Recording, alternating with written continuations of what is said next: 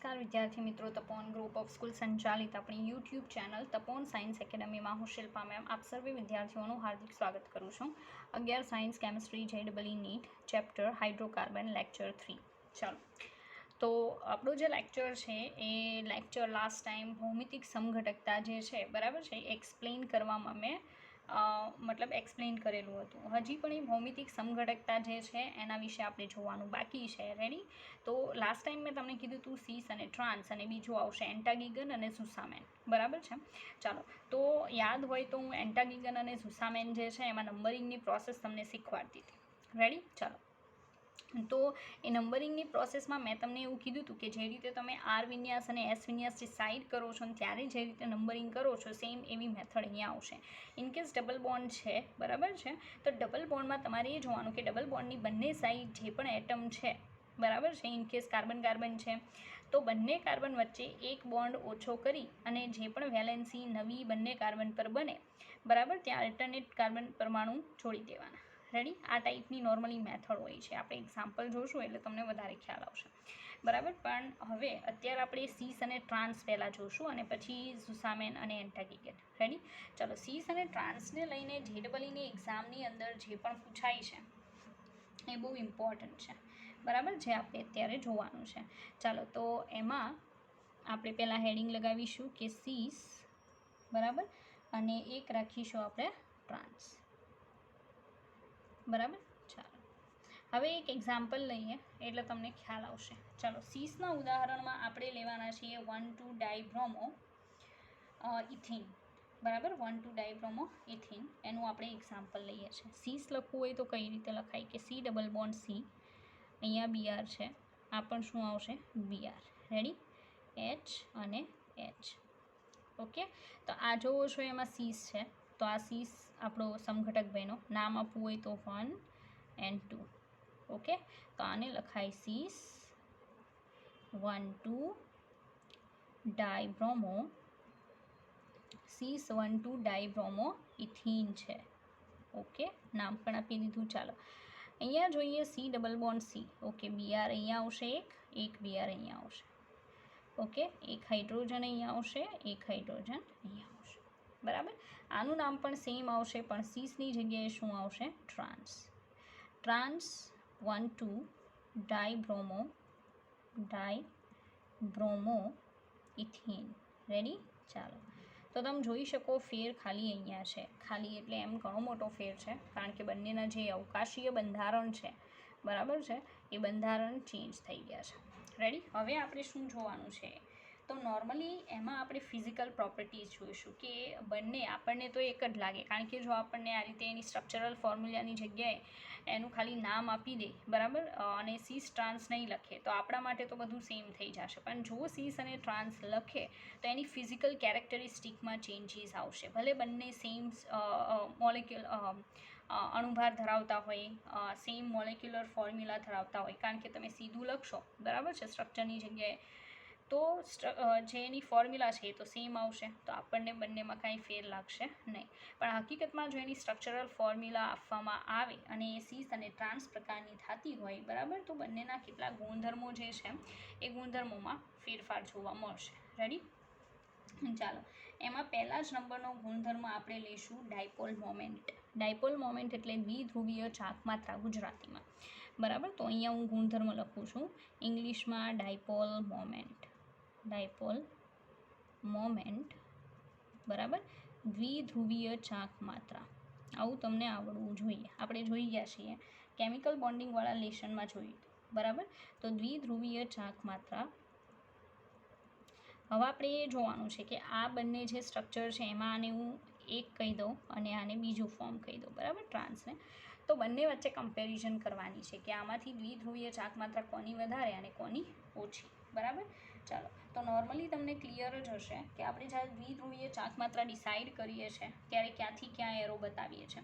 ઓછી ઇલેક્ટ્રોનેગેટિવિટીથી ક્યાં બતાવીએ? વધારે ઇલેક્ટ્રોનેગેટિવિટી તરફ આપણે એરો બતાવીએ છીએ. તો મારે આ રીતે બતાવવો જોઈએ. બરાબર? રેડી? આમાં કઈ રીતે આવશે? તો આમાં આ સાઈડ આવશે અને એક ઓપોઝિટ ડાયરેક્શનમાં. રેડી? તો સીધી વાત છે કે અહીંયા દ્વિધ્રુવીય ચાક માત્રા પહેલામાં વધારે હશે કે બીજામાં. મેં તમને યાદ હોય તો શીખવાડ્યું હતું, એક જ ડાયરેક્શનમાં બે એરો ભેગા થતા હોય, બરાબર છે, તો શું થશે, ચાક માત્રા વધશે. જો બંને જુદી જુદી ડાયરેક્શનમાં જતા હોય, બરાબર છે, તો ચાક માત્રા શું થાય, ઘટે. પણ જો બંને એકબીજાને કેન્સલ આઉટ કરતા હોય 180 ડિગ્રીના ખૂણે, બરાબર છે, તો 0 થઈ જશે.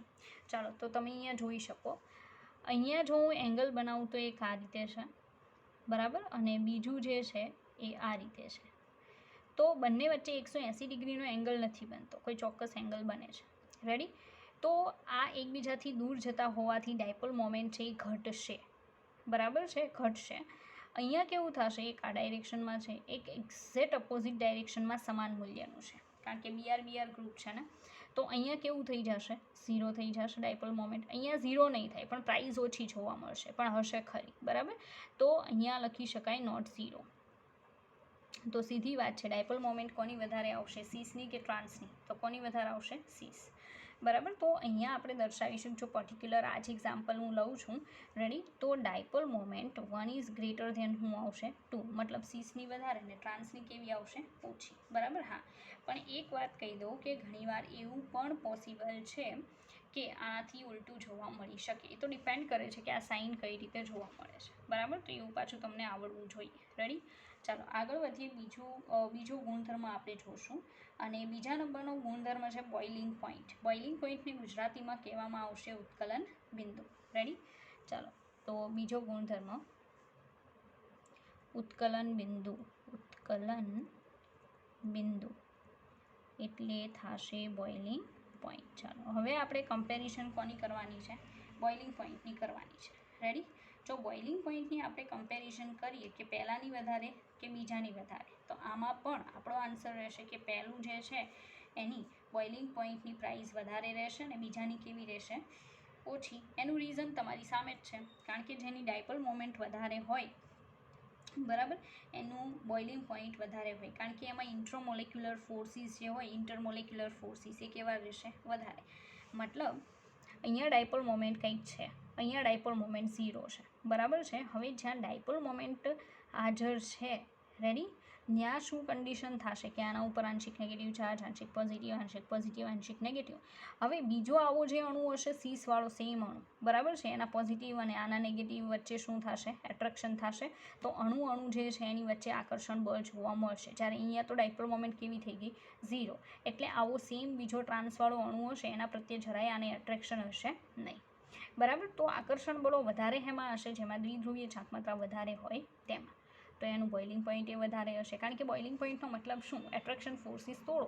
તો જ્યાં વધારે એટ્રેક્શન ફોર્સિસ છે એને તોડવા માટે વધારે ઉર્જા આપવી પડશે, બરાબર. તો સીધી વાત છે.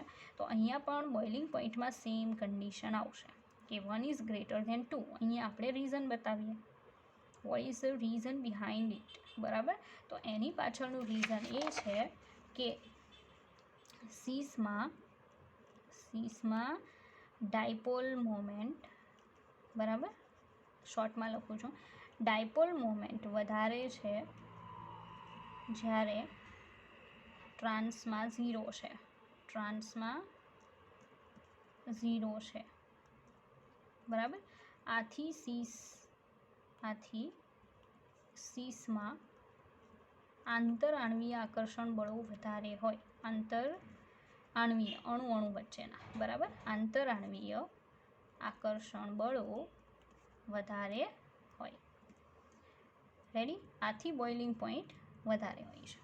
આ સીધી વાત, બરાબર. તો જો જેડબલઈવાળા જે છે એ નીટવાળા પણ, તો જેડબલઈવાળાને આ ટાઈપનું ઘણીવાર પૂછાઈ જાય છે, બરાબર. તો ધ્યાન આપવું, ખાલી સીસ અને ટ્રાન્સ ડિસાઇડ કરવાનું એવું જ પૂછાય, બરાબર. It's not mandatory.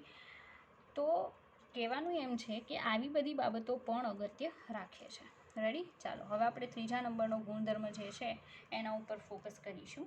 ચાલો ત્રીજા નંબરનો જે ગુણધર્મ આપણે જોવાનો છે એ ગુણધર્મ એ આવશે સોલ્યુબિલિટી. વોટરમાં સોલ્યુબિલિટી મતલબ પાણીમાં દ્રાવ્યતા, બરાબર, કે પાણીમાં તમે નાખશો તો કેવી કન્ડિશન જોવા મળશે, સીસ અને ટ્રાન્સની, બરાબર. પાણીમાં દ્રાવ્યતા. જો તમે સમજતા હશો તો આનો જવાબ આઈ થિંક તો આવી જ ગયો હશે. ચાલો તમે એવું સમજ્યા હશો કે ધ્રુવીયમાં દ્રાવ્ય થાય ને અધ્રુવીય એમાં દ્રાવ્ય થાય અધ્રુવીયમાં. તો સીસ છે એ ધ્રુવીય છે કારણ કે એમાં ડાયપોલ મોમેન્ટ છે, જ્યારે ટ્રાન્સ છે એ બિલકુલ અત્યારે હવે ડાયપોલ મોમેન્ટ 0 ધરાવે છે, એમાં ધ્રુવીયતા છે નહીં. બરાબર છે. તો સીધી વાત છે કે જ્યાં વધારે ધ્રુવીયતા છે એ પાણીમાં વધારે ડિઝોલ્વ થશે. બરાબર છે. અને જ્યાં ઓછી ધ્રુવીયતા છે એ પાણીમાં ઓછું ડિઝોલ્વ થાય. તો ધ્રુવીયતા શેમાં વધારે છે અત્યારે? સીસમાં. બરાબર. તો સીસ વધારે વોટર સોલ્યુબલ છે અને ટ્રાન્સ કેવો સોલ્યુબલ છે? ઓછું. બરાબર છે. તો અહીંયા આપણે દર્શાવીશું ફરી પાછું 1 greater than 2. Reason, what's the reason for this? બરાબર. તો વી હેવ રીઝન ધેટ અહીંયા હું બહુ શોર્ટમાં દર્શાવી દઉં છું કે ધ્રુવીયતા પ્રપોર્શનલ ટુ પાણીમાં દ્રાવ્યતા, એટલે સીધો તમારો જવાબ આવશે. બરાબર. કે જેમાં ધ્રુવીયતા વધારે છે એની વોટર સોલ્યુબિલિટી વધારે. તો સીધી વાત છે ને કે સીસવાળું જે છે એ વધારે વોટર સોલ્યુબલ છે because it has more polarity than trans. બરાબર. ચાલો આગળ જોશું મેલ્ટિંગ પોઈન્ટ. બરાબર. મેલ્ટિંગ પોઈન્ટ જોવાનો છે. બોઇલિંગ પોઈન્ટ એટલે શું થાય? તો બોઇલ કરવું મતલબ લિક્વિડ ફોર્મ છે એમાંથી ગેસીસ ફોર્મમાં કન્વર્ટ કરવું. અત્યારે આપણે જે 4th નંબરનું જોવાના છીએ એ છે મેલ્ટિંગ પોઈન્ટ, ગુજરાતીમાં ગલન બિંદુ. બરાબર. ગલન બિંદુ ઇંગ્લિશમાં મેલ્ટિંગ પોઈન્ટ કહેવામાં આવે છે. મેલ્ટ કરવું એટલે સોલિડ ફોર્મમાંથી કયા ફોર્મમાં લાવવાનું છે આપણે એને? બરાબર છે. તો એને લિક્વિડ ફોર્મમાં લાવવાનું છે. હવે આમાં આ 3 જે સમજાવ્યા એના બેઝ ઉપર તમે જાતે ટ્રાય કરી શકો કે કયો આન્સર આવતો હશે, મતલબ પહેલાંનું વધારે હશે મેલ્ટિંગ પોઈન્ટ કે બીજાનું. બરાબર છે. તો વિડીયો પોઝ કરીને તમે જાતે ટ્રાય કરી શકો. બરાબર. ચાલો તો વિચારો કે કોનું વધારે હશે અને કોનું ઓછું. બરાબર. ચાલો તો કહેવાનું એમ છે કે આમાં હવે જો તમે એવું વિચારતા હોય કે ભાઈ આમાં એમ જ હશે કે જેમાં ધ્રુવીયતા વધારે હોય, બરાબર છે, તો એનું વધારે હોય, ઓછી ધ્રુવીયતા ઓછું હોય.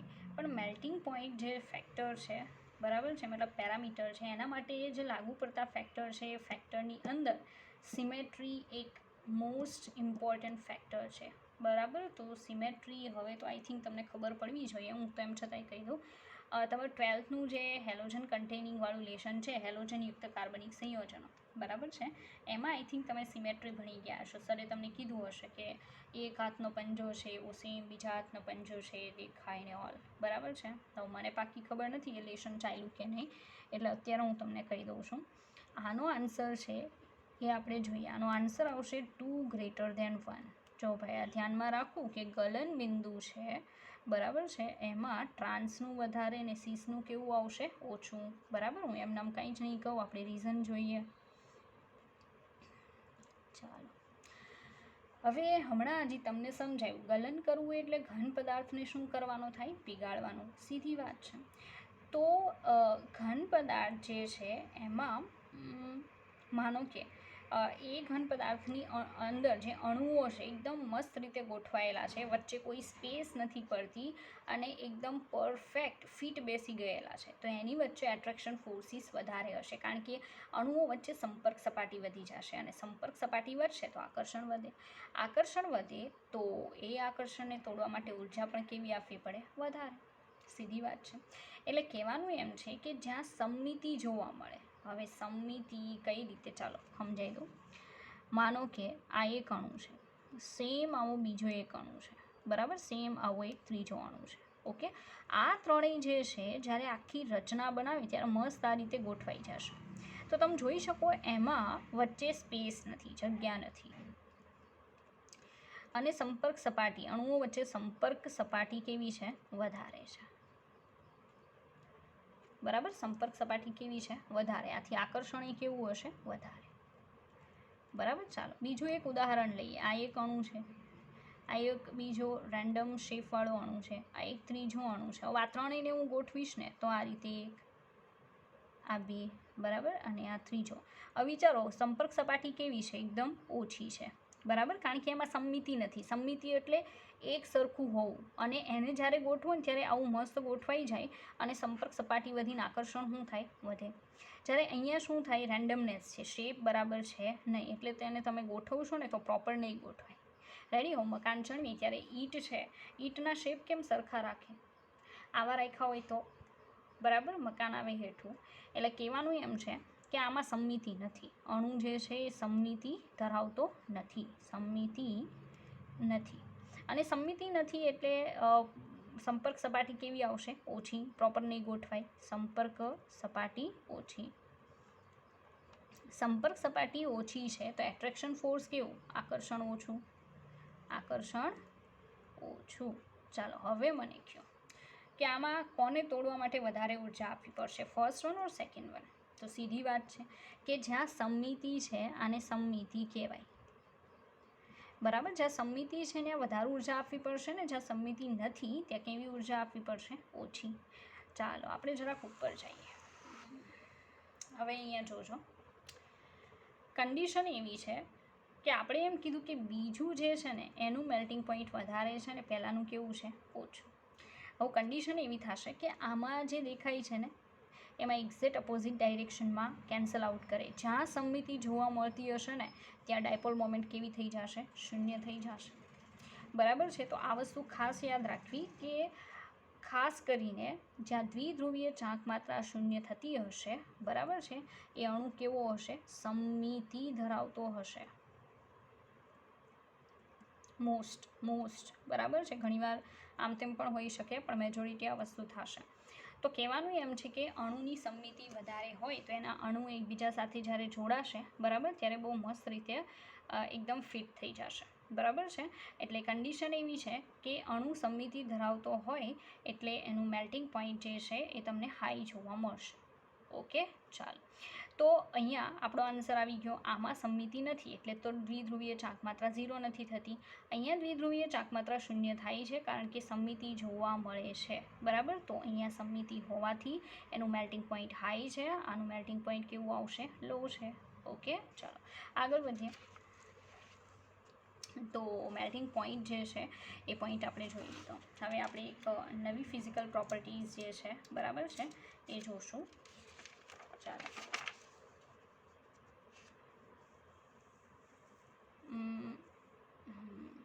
ચાલો તો નવી ફિઝિકલ પ્રોપર્ટી આપણે જોવાના છીએ, બરાબર. એ જોઈએ કે બીજી ફિઝિકલ પ્રોપર્ટી શું છે, અને એ છે સ્ટેબિલિટી.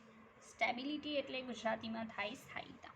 ઓકે, ચાલો, સ્થાયીતા.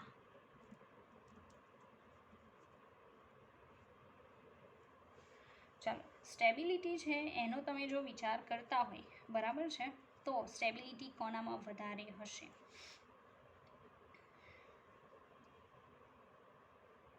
બરાબર. તો સ્ટેબિલિટી જે છે એ સીસમાં કે ટ્રાન્સમાં બંનેમાંથી શામાં વધારે હોઈ શકે? બરાબર. તો વિડીયો પોઝ કરીને પાછી જાતે તમે ટ્રાય કરી શકો, અને જાતે ટ્રાય નથી કરવી તો હું તો છું જ, બરાબર. ચાલો તો તમને કહી દઉં કે આમાં તમારો આન્સર રહેશે કે સ્થાયીતા સેકન્ડવાળાની વધારે અને ફર્સ્ટવાળાની ઓછી, બરાબર. ચાલો એનું રીઝન શું આવશે? તો એનું રીઝન એવું આવશે કે જ્યાં જે અણુ છે, બરાબર છે, એ અણુની અંદર વાન્ડરવાલ્સ સ્ટ્રેન એટલે વાન્ડરવાલ્સ એટ્રેક્શન ફોર્સીસ જે છે, બરાબર છે, એની વચ્ચે જે તાણ છે, તણાવ છે, બરાબર છે, એ ઓછું હશે, બરાબર, એ વધારે સ્ટેબલ હશે. હવે સમજો, સીસ આઇસોમર જે હોય, બરાબર, એ સીસ આઇસોમરની અંદર જે બલ્કી સમૂહ હોય ને, બલ્કીનું ગુજરાતી થાય મોટા સમૂહ, બરાબર છે, એ મોટા સમૂહ એક જ બાજુએ હોય અને સરખા સમૂહ નજીક હોય છે સાપેક્ષમાં. અને સરખા સમૂહ નજીક હશે તો એકબીજાને રિપલ્સ કરશે, મતલબ અપાકર્ષણ કરશે, બરાબર છે.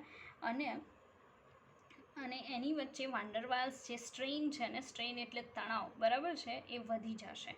અને એના કારણે એમાં જે સ્ટેબિલિટી છે એ સાપેક્ષમાં કેવી જોવા મળશે? ઓછી જોવા મળશે. રેડી? તો ફરી પાછું કહી દઉં કે જ્યાં અહીંયા રીઝન આપી દઉં, એનું રીઝન શું છે, બરાબર. રીઝન એવું છે, સમજો કે જ્યાં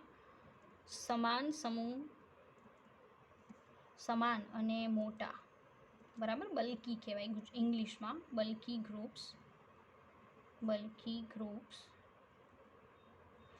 નજીક હશે, નજીક હોય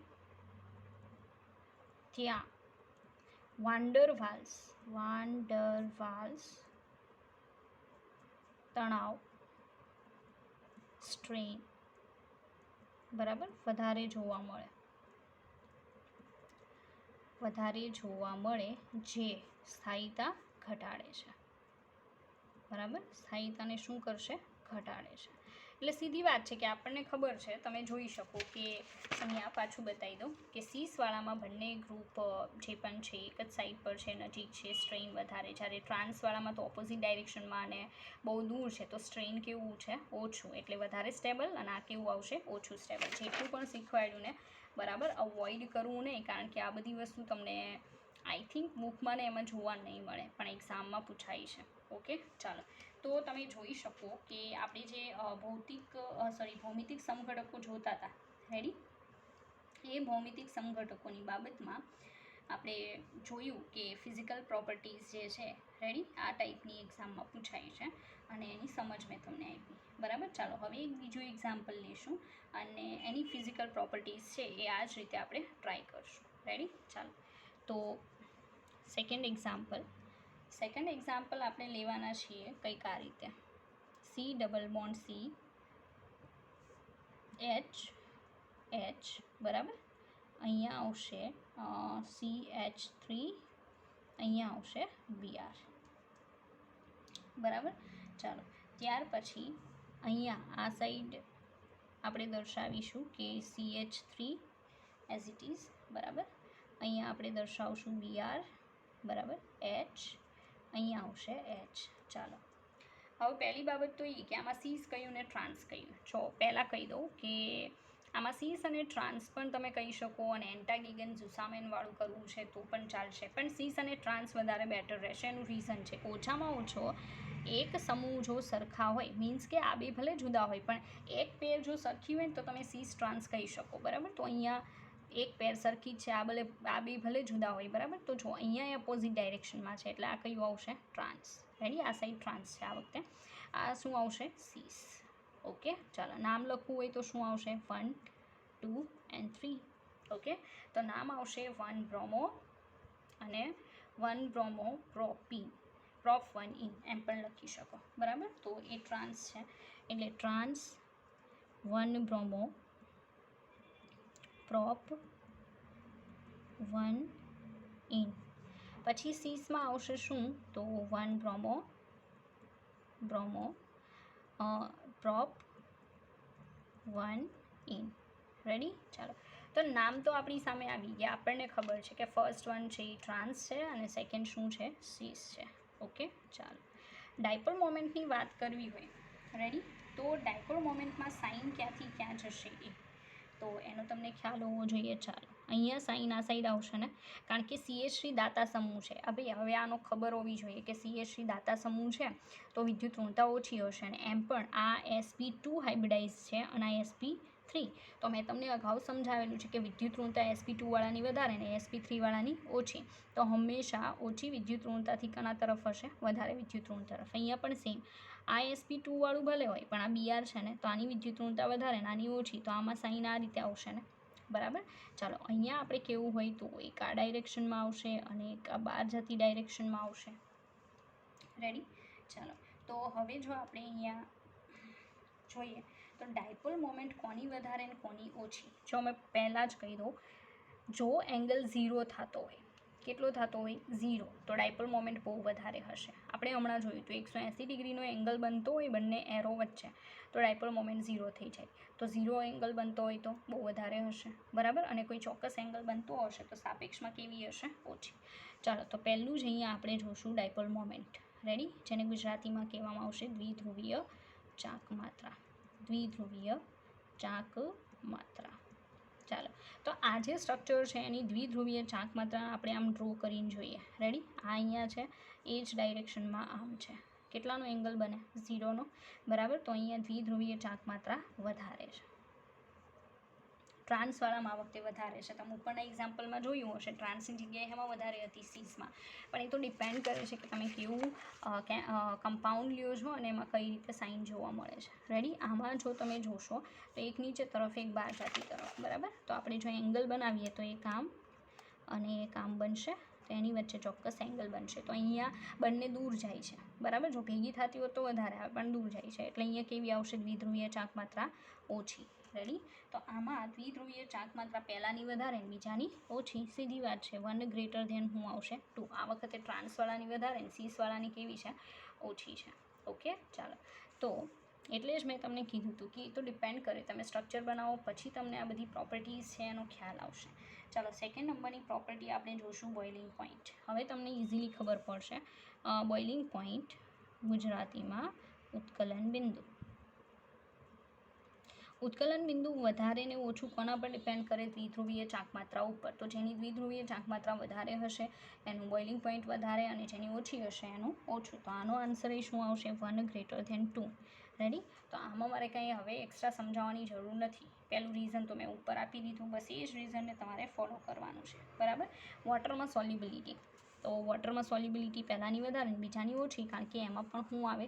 ધ્રુવીય વધારે હશે, પાણીમાં વધારે ડિઝોલ્વ થશે, અને ઓછું ધ્રુવીય હશે એ ઓછું દ્રાવ્ય થશે. તો H2Oમાં દ્રાવ્યતા. તો હવે તો તમારા આન્સર ફટાફટ આવશે, બરાબર. 1 ઇઝ ગ્રેટર ધેન શું આવશે? 2. રીઝન અગાઉ જોયું હતું એનું એ. આ વખતે ટ્રાન્સમાં દ્વિધ્રુવીય ચાકમાત્રા વધારે છે એટલે. ઓકે, ચાલો. ચોથા નંબરની પ્રોપર્ટી છે મેલ્ટિંગ પોઈન્ટ, બરાબર. Melting point. ચાલો, મેલ્ટિંગ પોઈન્ટમાં રીઝન એવું આપ્યું હતું કે સમમિતિ જોવાની હોય, બરાબર છે. હવે સમમિતિમાં સ્ટ્રક્ચર પણ જોવું જરૂરી છે. મેં એમ કીધું હતું કે ભાઈ દ્વિધ્રુવીય ચાકમાત્રા શૂન્ય થઈ જાય તો હંમેશા સમમિતિ હોય, એ તો છે જ, બરાબર. પણ આમાં તો બેમાંથી એકની દ્વિધ્રુવીય ચાકમાત્રા શૂન્ય નથી, તો શું કરશો? તો ઘણા એમ કહે છે કે મેડમ ઓછી હોય ને તો એ. અરે ભાઈ, એ નહીં, સ્ટ્રક્ચર જોવાનું. સ્ટ્રક્ચરમાં એટલું યાદ રાખવાનું કે જ્યાં અપોઝિટ ડાયરેક્શનમાં હશે ને, મતલબ ટ્રાન્સ હશે ને, એમાં સમમિતિ વધારે હશે ને સીસમાં કેવી હશે? ઓછી. રેડી? અપોઝિટ ડાયરેક્શનમાં હશે તો સમમિતિ વધારે, ને સેમ ડાયરેક્શનમાં હશે તો સમમિતિ કેવી ગણવાની? ઓછી. તો આમાં પણ તમારો જવાબ શું આવશે? 1 ગ્રેટર ધેન 2. કારણ કે આ વધારે સમમિતિ ધરાવે છે તો અણુ મસ્ત રીતે ગોઠવાશે, વધારે ઉર્જા આપવી પડશે અણુને તોડવા માટે. તો સીધી વાત છે કે મેલ્ટિંગ પોઈન્ટ 1 ગ્રેટર ધેન શું આવશે? 2. તો આમાં તો તમે જોઈ શકો તમારા બધા આન્સર 1 ગ્રેટર ધેન 2 આવે છે. રેડી? ચાલો, 5th નંબરની હવે છેલ્લી પ્રોપર્ટી, અને છેલ્લી પ્રોપર્ટી છે સ્ટેબિલિટી, બરાબર. સ્ટેબિલિટી એટલે સ્થાયીતા ગુજરાતીમાં. ચાલો, તો સ્થાયીતા કોના પર આધાર રાખતી હતી? યાદ છે ને, બરાબર, કે બલ્કી ગ્રુપ બંને સેમ ડાયરેક્શનમાં આવે તો પ્રોબ્લેમ થશે, બરાબર. તો જુઓ તો આમાં ક્યાં બલ્કી ગ્રુપ સેમ ડાયરેક્શનમાં છે? અહીંયા છે ને. આ અને આ બંને મોટા ગ્રુપ છે, એક જ સાથે નજીકમાં છે, બરાબર છે. તો એકબીજાને શું કરે? રિપલ. વાન ડર વાલ્સ સ્ટ્રેન વધી જશે. જ્યારે અહીંયા જો બલ્કી ગ્રુપ એકબીજાની અપોઝિટ ડાયરેક્શનમાં છે. રેડી? તો અહીંયા વાન ડર વાલ્સ સ્ટ્રેન કેવું જોવા મળશે? ઓછું. તો આ વધારે સ્ટેબલ છે ને આ કેવું છે? ઓછું સ્ટેબલ. મતલબ અહીંયા તમારા એક આન્સરમાં 1 ગ્રેટર ધેન શું આવે છે? 2. રેડી? અને હવે કોઈ ક્વેશ્ચન ના હોવો જોઈએ, કારણ કે પહેલાંમાં રીઝન સમજાવ્યા, બીજું એક્ઝામ્પલ આપ્યું જેમાં ટ્રાન્સ બધામાં વધારે છે અને સીસ કેવું છે? ઓછું. રેડી? તો ડિપેન્ડ કરશે કે તમે સ્ટ્રક્ચર બનાવો છો, બરાબર, એમાં દ્વિધ્રુવીય ચાકમાત્રાની ડાયરેક્શન શું આવે છે, દ્વિધ્રુવીય ચાકમાત્રા કેવી જોવા મળે છે, કોનામાં સમમિતિ જોવા મળે છે, અને ઓલ. રેડી? તો આ જે આપણે સમજ્યા એ કહી દઉં કે JEE વાળાને આ ટાઈપના MCQ વધારે આવે છે. એવું નથી નીટવાળાને નથી આવતા, બરાબર, નીટવાળાને પણ આવે છે. રેડી? પણ એનું જે નીટવાળાનું લેવલ છે એના કરતાં હાઈ લેવલનું તમને એક્સપ્લેન કરેલું છે, બરાબર. તો આ સમજી જશો તો આનાથી લો લેવલનું તમને આવડશે. ચાલો, હવે થોડા વધારે આગળ વધીશું, બરાબર છે. હવે એક નવો મતલબ ટોપિક એઝ ઇટ ઇઝ છે, પણ આ ફિઝિકલ પ્રોપર્ટીવાળું જે આપણે ઇમ્પોર્ટન્ટ જોવાનું હતું એ આપણે જોઈ લીધું. રેડી? હવે આગળ જોઈએ, મતલબ હું એક્ઝામ્પલ કહીશ, બરાબર છે.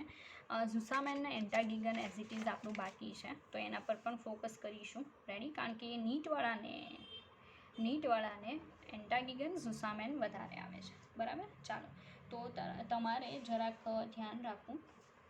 આપણે એક્ઝામ્પલથી સ્ટાર્ટ કરીએ. લાસ્ટ ટાઈમ યાદ હોય તો મેં તમને સમજાવ્યું હતું કે કઈ રીતે નંબરિંગ કરવામાં આવે છે એન્ટાગીગન અને ઝુસામેનની અંદર. રેડી? બસ એ વસ્તુ આપણે અત્યારે કરવાના. પહેલાં હું ઇઝી એક્ઝામ્પલ લઈશ અને ધીરે ધીરે આપણે થોડાક ટફ એક્ઝામ્પલ તરફ જઈશું. ઓકે, ચાલો.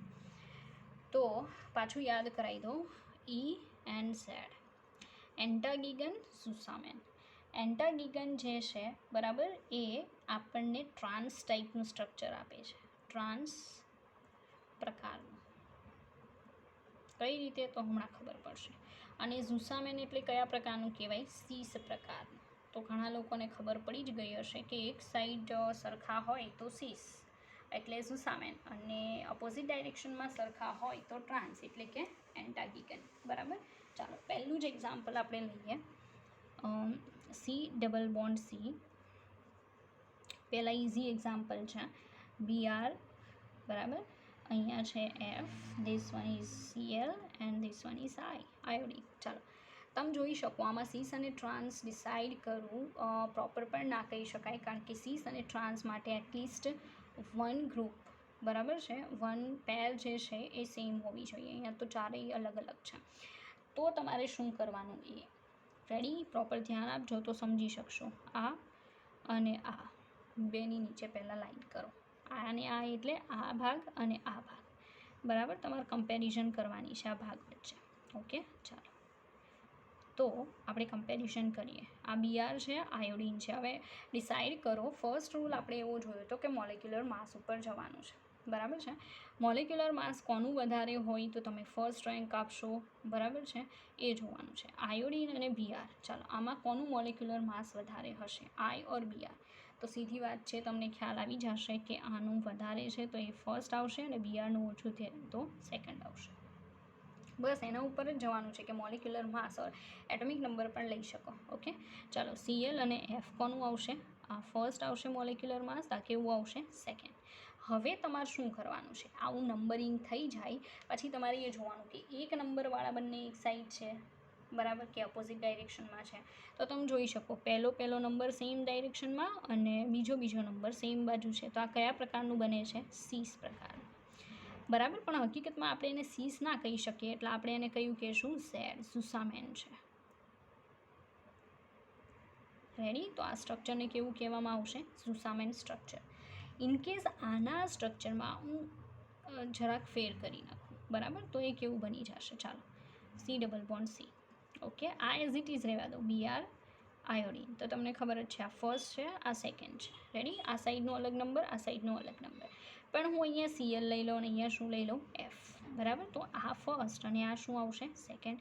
તો હવે એક નંબર બે નંબર અપોઝિટ ડાયરેક્શનમાં છે તો સીધી વાત છે કે આ કયા પ્રકારનું બને છે? ટ્રાન્સ. અને ટ્રાન્સ છે એટલે એને કહેવામાં આવશે એન્ટાગીગન. બરાબર. એન્ટાગીગન.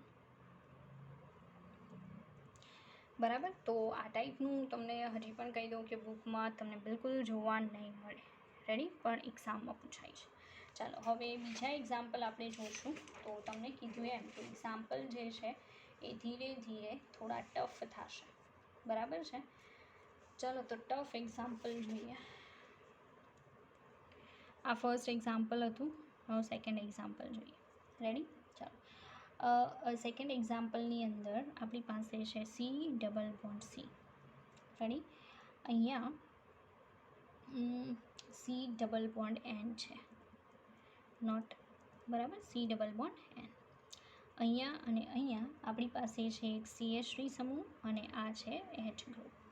રેડી. અહીંયા આ ડાયરેક્શનમાં આપણી પાસે છે OH અને અહીંયા છે લોન પેર. આજે છે ને ઓક્સાઇમ છે. કહી દઉં તમને, ઓક્સાઇમ આવડવું જોઈએ હો ભાઈ. તમારે 12 સાયન્સ ચાલુ થઈ ગયું છે અને બહુ બધું તમે જોઈ ગયા છો. ઓક્સાઇમ તમારે તો પહેલાં એવું હશે. બરાબર છે. એનું રીઝન છે કે સરે આ ઓક્સાઇમ છે, સરે તમને પહેલું લેશન ચલાવ્યું હશે આઈ થિંક નાઇટ્રોજનયુક્ત કાર્બનિક સંયોજનો. બરાબર. એમાં ઓક્સાઇમ આવી જાય છે. અને JEE ધ્યાન આપે કારણ કે આને લઈને ક્વેશ્ચન પૂછાય છે. રેડી. ચલો તો આ ઓક્સાઇમ સ્ટ્રક્ચર છે. ઓક્સાઇમ કોને કહેવાય? એન અને OH જોવા મળે, એનની આગળ ડબલ બોન્ડ હોય એટલે સમજી લેવાના ઓક્સાઇમ છે. ઓકે. તો ઓક્સાઇમની અંદર જોઈ શકો કે સી ડબલ બોન્ડ એન હોય તો પણ તમને ભૌમિતિક સમઘટકતા જોવા મળે. હવે આનું નંબરિંગ કરવાનું છે. બરાબર છે. તો એનું નંબરિંગ કરતી વખતે આપણે કઈ રીતે નંબરિંગ કરશું? આ સાઈડ પહેલાં નંબર આપશું, આ સાઈડ નંબર આપશું. રેડી. ચાલો આમાં મોલેક્યુલર માસ કોનું વધારે? CH3 તો પહેલો નંબર. આનો કેટલા નંબર? બીજો. એક નિયમ યાદ રાખો કે લોન પેર જે છે બરાબર છે એને નંબર આપવામાં આવતો નથી, એને નંબર ન અપાય એટલે આને કેવો ગણવામાં આવે? પહેલો. સીધી વાત છે. તો અહીંયા એરો કરીને બતાવી દઉં છું બરાબર કે લોન પેરને નંબર આપવામાં આવતો નથી, આપવામાં આવતો નથી. સીધી વાત છે, બહુ ઇઝી વસ્તુ. રેડી? તો 1 and 1 તો ઓપોઝિટ ડાયરેક્શનમાં છે. ઓકે, તો અહીંયા કેવું ગણવામાં આવશે? એન્ટાગીગન, કારણ કે ટ્રાન્સ પ્રકારનું બને છે બરાબર. તો કેવું આવશે? એન્ટાગીગન. જો ભાઈ પહેલાં કહી દો, એક્ઝામની અંદર ઘણીવાર કઈ પ્રોડક્ટ બને છે બરાબર, એ પ્રોડક્ટ બનવામાં પણ એ લોકો આગળ ઈ અને ઝેડ લગાવીને આપે છે બરાબર. ત્યારે આમ બેહોશ નહીં થઈ જવું કે ભાઈ ઈ અને ઝેડ આ શું છે. આપણને ખબર છે કે ઈ એટલે એન્ટાગીગન ટ્રાન્સ પ્રકારનું અને ઝેડ એટલે ઝુસામેન સિસ પ્રકારનું બરાબર. ઘણીવાર એવું પોસિબલ બનશે. ચાલો, તો અહીંયા આપણે આપણો આજે વિડીયો લેક્ચર છે એને ફિનિશ કરશું. બહુ બધા એક્ઝામ્પલ છે, નેક્સ્ટ વિડીયો લેક્ચરમાં આપણે એ જોઈશું બરાબર. ચાલો, પહેલાં આટલું પચાવો પછી આગળ જોઈએ.